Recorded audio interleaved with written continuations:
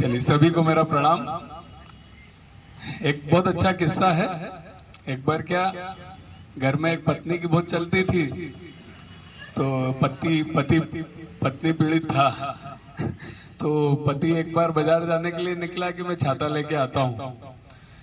बारिश का टाइम था, तो पत्नी बोलने लगी, देखो जी, ध्यान रखा, बाजार में बहुत ठगी होती है, और जो मोल भाव करके लेना, अच्छे से भाव करके खरीदना, तुम्हें हर कोई बेवकूफ बना देता है। ऐसा वैसा सब बोली, तो अच्छे से भाव करना, और ये वो सब समझा के उसको बेचती है। ठीक है, बेचारा पति निकलता है, दुकान पे जाता है, छाता वाता पसंद करता है, बोले कितने का दिया?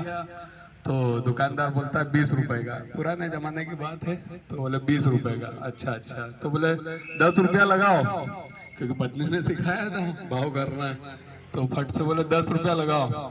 दुकानदार सोचता है यार चतुर आदमी दिख रहा है थोड़ा, तो दुकानदार बोलता है, देखो बात ये है कि मैं आपको ज्यादा मोल भाव नहीं करूंगा, जितने में आया मैं उतने में ही दे दूंगा, 16 रुपए में फाइनल करो इसको। तो बोले नहीं नहीं, अब तो मैं 8 रुपए दूंगा। तो बोले यार ये कैसा आदमी, साला लगता है मजाक कर रहा है। बोले देखो यार, आपको लेना हो तो 14 रुपए लगा दूंगा। तो बोले अब तो मैं 7 रुपए दूंगा। ऐसे यार, बोले यार इसका क्या दिमाग खराब है क्या, मैं जितना कम कर रहा हूँ ये और कम कर देता है।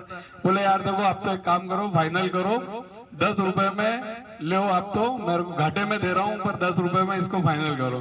बोले अब तो मैं 5 रुपए दूंगा। तो यार अब तो उसका दिमाग खराब हो जाता। बोले तुम तो फ्री में ले जाओ। बोले फ्री में दोगे तो फिर 2 लूंगा।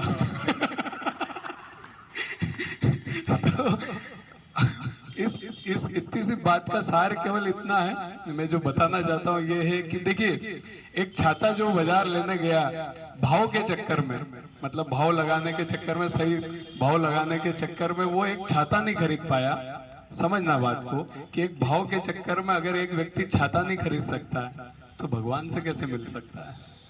हम भी अगर अपने भाव सही लगाएं, अगर सही भाव से हम भगवान को याद करें, तो बिल्कुल भगवान भी हमें मिल सकता है। पर सही भाव लगाएंगे तो बार बार बदलते रहेंगे, तो फिर तो भगवान भी हमें नहीं मिल सकता। इस कहानी, इस किस्से को मैं कहानी से जोड़ता हूँ। एक हमारे विदेशी मित्र भारत आए थे, रोनाल्डो निक्सन उनका नाम था, रोनाल्ड निक्सन। तो घूमने आए थे भारत, तो वहां पर पहुंचे, वृंदावन घूम रहे थे, ब्रज घूम रहे थे। तो उनको श्री कृष्ण से पता नहीं इतना असीम प्रेम हो गया, इतना प्रेम हो गया कि वो उन्हें अपना छोटा भाई मानने लग गए, और सब कुछ छोड़ के ब्रज में उन्होंने एक कुटिया बना ली और वहीं रहने लग गए। इतना असीम प्रेम उनको श्री कृष्ण से हो गया वहां पर जाने के बाद। सोचिए, भारत के बाहर का आदमी, अमेरिका का आदमी, और इतना श्री कृष्ण से उसे प्रेम हो गया, कुटिया बना के रहने लग गए। रोज श्री कृष्ण जी की अच्छी सेवा करते, रोज उनको भोग लगाते ठाकुर जी को। एक दिन उन्होंने हलवे का भोग लगाया, भोग लगा के पर्दा वर्दा लगा दिया। बाद में जब उन्होंने पर्दा खोला, तो देखा कि जो हलवे, उनके अंदर छोटी छोटी उंगलियों के निशान हैं।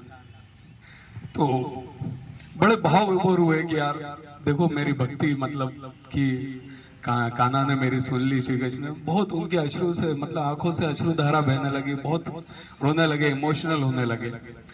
उन्हीं का एक और किस्सा है कि एक बार सर्दी की बात थी, बहुत ठंड थी, पर ये जो हमारे रोनाल्डो जी थे, ये क्या करते कि कुटिया के बाहर ही अपना बिस्तर लगा के सोते थे।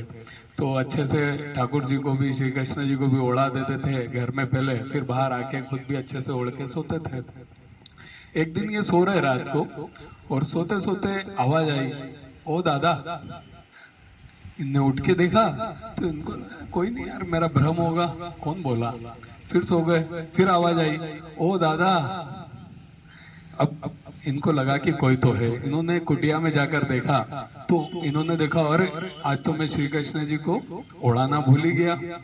इनको लग गया कि शायद मेरे भगवान मुझे आवाज दे रहे हैं। वो श्री कृष्ण जी के पास बैठ गए और उनको बोले, क्या भगवान, आपको भी ठंड लगती है क्या?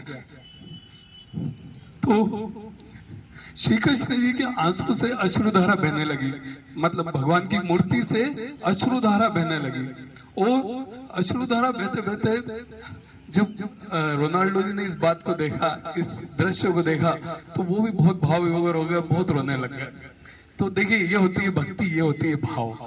जब भाव आपके अगर प्रगट हैं, तो तो फिर तो भगवान भी आपको दर्शन देंगे, भगवान भी आपको मिलेंगे। तो यही भाव की, सच्चे भाव की एक कहानी थी कि एक विदेशी व्यक्ति ने आके हमारे भगवान को मना लिया एक भाव की वजह से। तो ये भाव का है, सब मामला भाव का है। हमें भी अच्छे भाव से अगर हम भगवान को याद करें, सुमिरन करें, तो 100% हमें भी भगवान दर्शन जरूर देंगे। चलिए आज का एक छोटा सा भजन कर लेते हैं, श्री कृष्ण जी का ही भजन